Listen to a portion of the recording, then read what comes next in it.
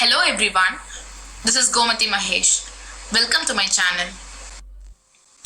In this session, we are going to discuss about 10th Samachya Science, lesson number 12, Plant Anatomy and Plant Physiology. The first part of this lesson has been explained in my last video. I have mentioned my last video links in the description box. Kindly do watch it. Today, we are going to discuss in detail about transverse section of leaf, plastids, mitochondria and types of respiration. The first topic is internal structure of dicot leaf.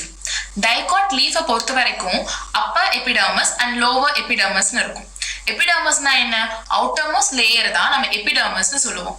இங்க இருக்கக்கூடிய outermost layer single layer parenchymatous செல்லால made ஆயிருக்கும். அதுக்குள்ள நிறைய ஸ்பேஸும் இருக்கும்.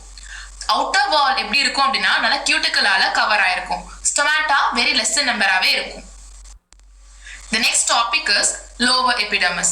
Lower epidermis அப்படிங்கிறது அதே போலதான் சிங்கிள் லேயர் பேரன்கைமேட்டஸ் செல்லால, ஆனா இங்க தின் கியூட்டிக்கலா இருக்கும்.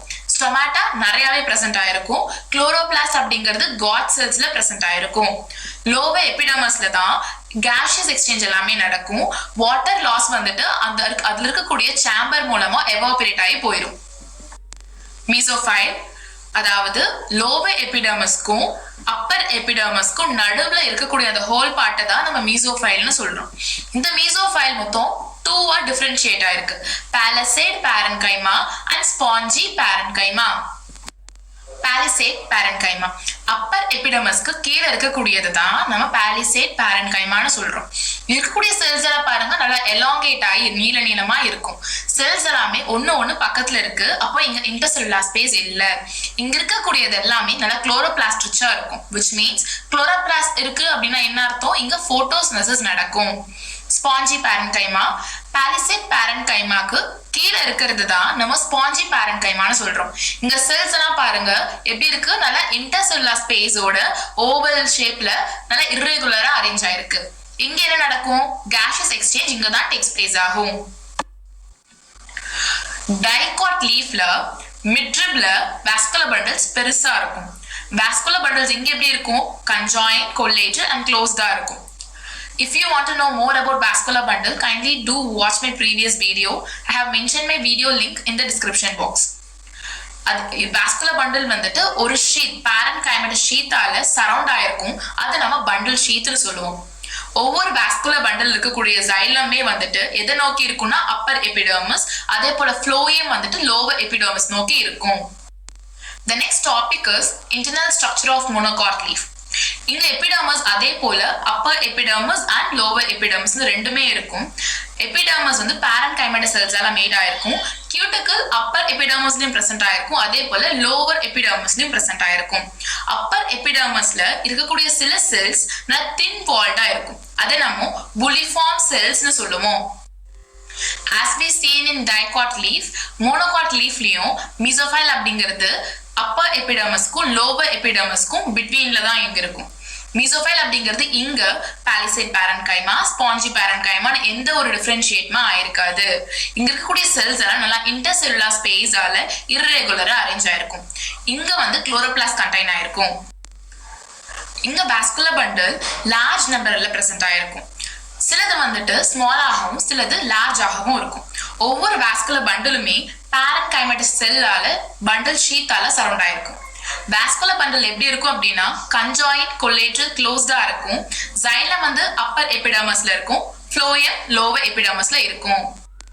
Let us see the difference between dicot leaf and monocot leaf. Dicot leaf எடுத்துட்டோம்னா dorsiventral-ஆ இருக்கும். dorsiventral-னா என்ன? டார்சி வென்ட்ரல் அப்படின்னா அதோட அப்பர் பாடியும் லோவர் பாடியும் டிஸ்சிமிலரா இருக்கும். அதுதான் dorsi ventral. Coming to monocot leaf, அங்க ஐசோபைலேட்ரலா இருக்கும். அதாவது அதோட டார்சல் சர்ஃபேஸும் வென்ட்ரல் சர்ஃபேஸும் மோர் ஆர் லெஸ் சிமிலரா தான் இருக்கும். மீசோஃபைல் இங்க எப்படி டைகாட் லீஃப்ல மீசோஃபைல் எப்படி டிஃபரன்ஷியேட் ஆயிருக்கு? பேலிசேட் அண்ட் ஸ்பாஞ்சி பேரன்கைமான் டிஃபரன்ஷியேட் ஆயிருந்துச்சு. மோனோகாட் லீஃப்ல அப்படி எந்த ஒரு டிஃபரன்ஷியேஷனுமே நம்ம பார்க்கல. The next topic is plastids. Plastids அப்படிங்கிறது டபுள் மெம்பரேன் ஆர்கனல். அது எங்க இருக்கும் அப்படின்னா பிளான்ட்ஸ்லயும் சம் ஆல்கேஸ்ல மட்டுமே இருக்கும். இதோட மெயின் வேலை என்னன்னா ஃபுட்டை ஸ்டோர் பண்ணி வைக்கும். பிளாஸ்டிட்ஸ் மொத்தம் 3 டைப்ஸா இருக்கும். Chloroplast, chromoplast, லூகோபிளாஸ்ட். குளோரோபிளாஸ்ட்னா என்ன? குளோரோனா கிரீன் கலரை நம்ம குளோரோன்னு சொல்லுவோம். சோ கிரீன் கலர்டா இருக்கக்கூடிய பிளாஸ்டிட்ஸா நம்ம குளோரோபிளாஸ்ட்னு சொல்றோம். குரோமோனா என்ன? டிஃப்ரெண்ட் கலர்ஸ் நம்ம குரோமோன்னு சொல்லுவோம். அப்போ எல்லோ, ரெட், ஆரஞ்சு கலர் பிளாஸ்டிக்ஸ நம்ம குரோமோபிளாஸ்ட்னு சொல்றோம். லூகோபிளாஸ்ட்னா என்ன? கலர்லெஸ், எந்த ஒரு கலருமே இல்லாத பிளாஸ்டிக்ஸ தான் நம்ம லூகோபிளாஸ்ட்னு சொல்றோம். 3 different types of plastics பார்த்தோம் இல்லையா? சோ அதுல ஃபர்ஸ்ட் என்னது? குளோரோபிளாஸ்ட். அத பத்தி தான் பார்க்க போறோம். அதோட ஸ்ட்ரக்சர் ஃபர்ஸ்ட் பார்க்கலாம்.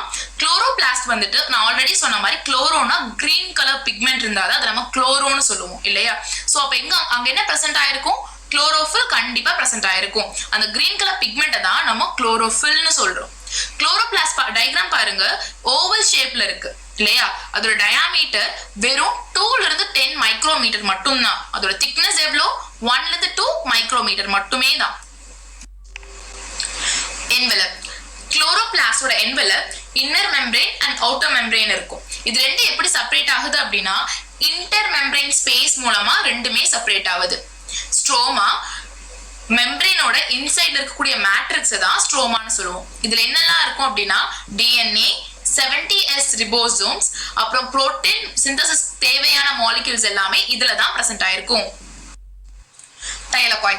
தைலகாய்ட்ஸ்ல தைலகாய்ட் மெம்பரேன் இருக்கும். அது எங்க இருக்கும் அப்படின்னா தைலகாய்ட் லூமென்ல இருக்கும். தைலகாய்ட்ஸ்ல டிஸ்க் ஷேப்ல ஒண்ணுக்கு மேல ஒண்ணு அடுக்கி வச்சிருக்கும். அததான் கிரானான்னு சொல்லுவோம். அதோட சிங்குலர் ஃபார்ம் கிரானம்னு சொல்லுவோம். கிரானா அப்படிங்கிறது தைலகாய்ட்ஸ்ல ஒண்ணுக்கு மேல ஒண்ணு டிஸ்க் ஷேப்ல இருக்கும். இந்த டிஸ்க் எல்லாமே எல்லாம் இன்டர்கனெக்ட் ஆயிருக்கும். அந்த மெம்பரேனியஸ் லூமினே மூலமா இன்டர்கனெக்ட் ஆயிருக்கும். அந்த மெம்பரேன்ஸ் தான் நம்ம என்னன்னு சொல்றோம்? ஃப்ரெட் சேனல்ஸ்னு சொல்றோம். குளோரோபிளாஸ்டோட ஃபங்க்ஷன்ஸ் எல்லாம் பார்க்கலாம். அதோட மெயின் ஃபங்க்ஷன் என்னன்னா போட்டோசிந்தசிஸ், அதே போல ஃபேட்டி ஆசிட்ஸையும் சிந்தசிஸ் பண்ணும், லிப்பிட்ஸையும் ஸ்டார்ச்சையும் ஸ்டோர் பண்ணி வச்சுக்கும், குளோரோபிளாஸ்ட ஃபார்ம் பண்ணும். போட்டோசிந்தசிஸ் பத்தி நம்ம லோவர் கிளாஸஸ்லயே நிறைய படிச்சிருக்கோம். போட்டோனா என்ன? லைட். சிந்தசிஸ்னா டு மேக், அதாவது கிரீன் பிளான்ட்ஸ், குளோரோஃபில் இருக்கக்கூடிய bacteria, algae, in short we can say it as autotrophic. அப்படி இருக்கக்கூடிய ஆர்கானிசம்ஸ் என்ன பண்ணும் அப்படின்னா சன்லைட்ல இருக்கக்கூடிய எனர்ஜியை எடுத்து ஃபுட்டை தானா சிந்தசைஸ் பண்ணிக்கும். இதுதான் போட்டோசிந்தசிஸ். அந்த ப்ராசஸ்ல என்ன நடக்கும் அப்படின்னா கார்பன் டை ஆக்சைடும் வாட்டரும் சன்லைட் அண்ட் குளோரோஃபில் பிரசன்ட்ல கம்பைன்ட் ஆகும்போது என்னவா கொடுக்கும் அப்படின்னா கார்போஹைட்ரேட்ஸா கொடுக்கும். இதுல இருந்து வரக்கூடிய ஆக்சிஜன் பை ப்ராடக்டா வெளியே போகும். The next topic is photosynthetic pigments.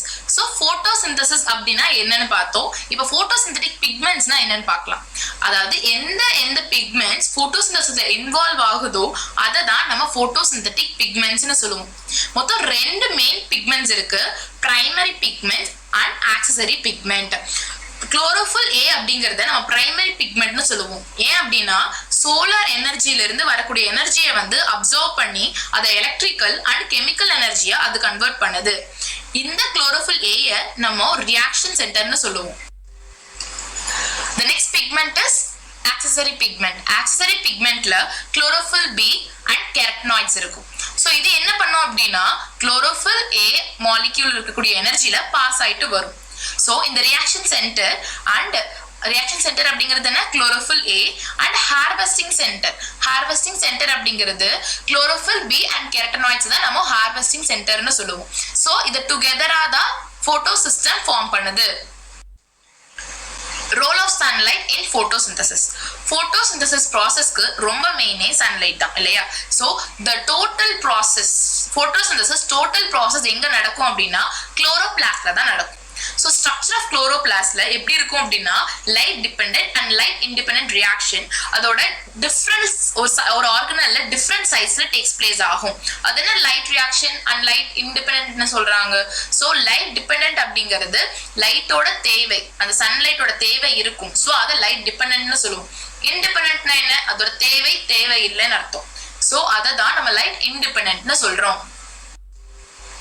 The first one is light dependent photosynthesis. இத ஹில் ரியாக்ஷன் அல்லது லைட் ரியாக்ஷன் சொல்லுவாங்க.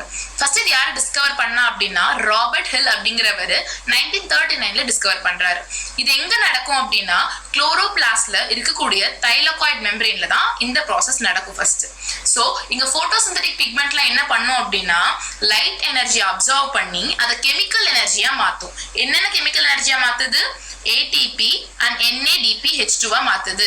ATP னா என்ன? Adenosine triphosphate. அதே போல NADPH2 னா என்ன? நிக்கோட்டினமைட் அடினைன் டைநியூக்ளியோடைடு ஹைட்ரஜன் பாஸ்பேட்டா மாத்துது. சோ இந்த லைட் எனர்ஜி அதாவது தைலாகாய்ட்ஸ்ல இருந்து வரக்கூடிய லைட் எனர்ஜி வந்துட்டு குளோரோபிளாஸ்ட்ல இருக்கக்கூடிய ஸ்ட்ரோமால போய் சேரும். லைட் டிபெண்டன்ட் தொடர்ந்து வரதுதான் லைட் இண்டிபெண்டன்ட் ரியாக்ஷன். இது எங்க நடக்கும் அப்படின்னா ஸ்ட்ரோமால தான் நடக்கும். நம்ம லைட் டிபெண்டன்ட்ல இருந்து எடுத்துட்டு வந்து அந்த ATP NADP என்ன பண்ணும் அப்படின்னா CO2 கார்போஹைட்ரேட்ஸா ரெடியூஸ் பண்ணும். இந்த ரியாக்ஷன் பேரை நம்ம கெல்வின் சைக்கிள்னு சொல்லுவோம். சோ சொன்ன மாதிரி இது லைட்டோட absence. So light independent reaction சொல்லும் போதே லைட்டோட ஆப்சன்ஸ்ல தான் இது நடக்கும். சோ கெல்வின் சைக்கிள் என்ன ஆகும்? எதை நம்ம இன்புட்டா கொடுக்க போறோம்? அட்மாஸ்பியர்ல இருந்து வரக்கூடிய கார்பன் டை ஆக்சைடையும் லைட் ரியாக்ஷன்ல இருந்து வரக்கூடிய ATP and NADPH2 நம்ம என்னவா கொடுக்கிறோம்? இன்புட்டா இங்க டெலிவர் பண்றோம். Let us discuss the factors affecting photosynthesis. So internal factors இருக்கு, external factors இருக்கு. Internal factors னா அதுக்குள்ளே இருக்கிறத நம்ம internal factors னு சொல்லுவோம். So அது மேபி அந்த pigments ப்ராப்பரா இல்லாட்டியும் அது அஃபெக்ட் ஆகலாம். லீஃபோட ஏஜ் டிபெண்ட் பண்ணிருக்கலாம். கார்போஹைட்ரேட் எவ்வளவு அக்குமுலேட் ஆயிருக்கு, எவ்வளவு ஸ்டோர் ஆயிருக்கு அப்படின்னு பார்த்து அப்ப கூட வந்துட்டு அந்த போட்டோசிந்தசிஸ் அஃபெக்ட் ஆக சான்சஸ் இருக்கு. அதே போல ஹார்மோன்ஸும். எக்ஸ்டர்னல் ஃபேக்டர்ஸ் எடுத்துட்டீங்கன்னா light, carbon di oxide, temperature, water and mineral elements இதெல்லாம் ப்ராப்பரா இல்லாட்டி போட்டோசிந்தசிஸ் அஃபெக்ட் ஆகும். The next topic is mitochondria. Mitochondria அப்படிங்கிறது நல்ல filamentous ஹேரியா இருக்கும். அது எங்க பிரசன்ட் ஆயிருக்கும் அப்படின்னா செல்ஸ்ல இருக்கக்கூடிய கிரானுலர் சைட்டோபிளாஸ்மிக் ஆர்கனல்ஸ்ல பிரசன்ட் ஆயிருக்கும். ஃபர்ஸ்ட் இது யாரு டிஸ்கவர் பண்ணா அப்படின்னா காலிக்கர் அப்படிங்கிறவர் 1857ல ஸ்ட்ராட்டட் மசில்ஸ்ல இருக்கக்கூடிய அந்த கிரானுலர் ஸ்ட்ரக்சர் வச்சு டிஸ்கவர் பண்ணிருக்காரு. மைட்டோகாண்ட்ரியோட சைஸ் வந்துட்டு 0.5 மைக்ரோமீட்டர்ல இருந்து 2.0 மைக்ரோமீட்டர். மைட்டோகாண்ட்ரியால 60 ல இருந்து 70% புரோட்டீன் இருக்கும், 25 ல இருந்து 30% லிபிட்ஸ் இருக்கும், 5 to 7% RNA இருக்கும். அதே போல ஸ்மால் அமௌண்ட் ரொம்ப கம்மியான அமௌண்ட்லயே டிஎன்ஏவும் மினரல்ஸும் இருக்கும். மைட்டோகாண்ட்ரியா எங்க இருக்கும் அப்படின்னா எந்த யூகேரியோட்டிக் செல்ஸ்ல ATP ப்ரொடியூஸ் ஆகுதோ அங்கதான் மைட்டோகாண்ட்ரியா பிரசன்ட் ஆயிருக்கும். மைட்டோகாண்ட்ரியால நிறைய எனர்ஜி வந்து ஸ்டோர் பண்ணி வச்சுக்கும். சோ அதனால இதைய பவர் ஹவுஸ் ஆஃப் த செல்னு சொல்லுவோம். Structure of mitochondria. மைட்டோகாண்ட்ரியாக்கு இன்னர் அண்ட் அவுட்டர் மெம்பரேன் இருக்கு. ஒவ்வொரு மெம்பரேனுமே 60 ல இருந்து 17 ஆம்ஸ்ட்ராங் திக்னஸ் இருக்கும். அவுட்டர் மைட்டோகாண்ட்ரியல் மெம்பரேன் வந்துட்டு ரொம்ப ஸ்மூத்தாகவும் ஈஸியா பெர்மியபிளா இருக்கும். ஸ்மால் மாலிக்யூல்ஸ் உள்ளுக்குள்ள ஈஸியா என்டர் ஆகிற மாதிரி இருக்கும். அதுதான் பெர்மியபிள்னு சொல்லுவோம். இதுல என்னெல்லாம் இருக்கும் அப்படின்னா protein, lipids and enzymes present ஆயிருக்கும். அந்த ஸ்மால் சேனல் வழியா அந்த மாலிக்யூல்ஸ் எல்லாம் பாஸ் ஆகும். அந்த புரோட்டீன் மாலிக்யூல்ஸ் தான் நம்ம போரின் மாலிக்யூல்ஸ்னு சொல்லுவோம். சோ இன்னர் மைட்டோகாண்ட்ரியல் மெம்பரேன் எடுத்துட்டோம்னா இது செமி பெர்மியபிளா இருக்கும். சோ அது போல இது இங்க என்ன அலோ பண்ணும் அப்படின்னா அந்த புரோட்டீன் மாலிக்யூல்ஸ் எல்லாம் மைட்டோகாண்ட்ரியால போய் ரீச் ஆகிற அளவுக்கு இது பெர்மிட் பண்ணும். இங்க என்னெல்லாம் அதிகமா இருக்கும் அப்படின்னா என்சைம்ஸும் கேரியர் புரோட்டீன்ஸும் இங்க அதிகமா இருக்கும். இதுல 80% புரோட்டீன்ஸும் லிபிட்ஸும் பிரசன்ட் ஆயிருக்கும். கிறிஸ்டே அதாவது மைட்டோகாண்ட்ரியலோட இன்னர் மெம்பரேன்ல அந்த ஃபிங்கர் லைக் ப்ரொஜெக்ஷன் இருக்கு இல்லையா, அதுதான் நம்ம கிறிஸ்டேன்னு சொல்லுவோம். இதோட மெயின் ஃபங்க்ஷன் என்ன அப்படின்னா டிஃப்ரெண்ட் வெரைட்டி ஆஃப் மாலிக்யூல்ஸ் மைட்டோகாண்ட்ரியாக்குள்ள வரும்போது அதோட இன்னர் சர்ஃபேஸை இன்க்ரீஸ் பண்றது தான் இந்த கிறிஸ்டேயோட function. The next one is oxysomes. மைட்டோகாண்ட்ரியலோட இன்னர் மெம்பரேன்ல சின்னதா டென்னிஸ் ராக்கெட் மாதிரி ஷேப்ல இர்ரெகுலர் ஸ்பேஸ்டா ஒரு பார்ட்டிகல் பிரசன்ட் ஆயிருக்கும். அததான் நம்ம ஆக்சோமீஸ்னு சொல்லுவோம்.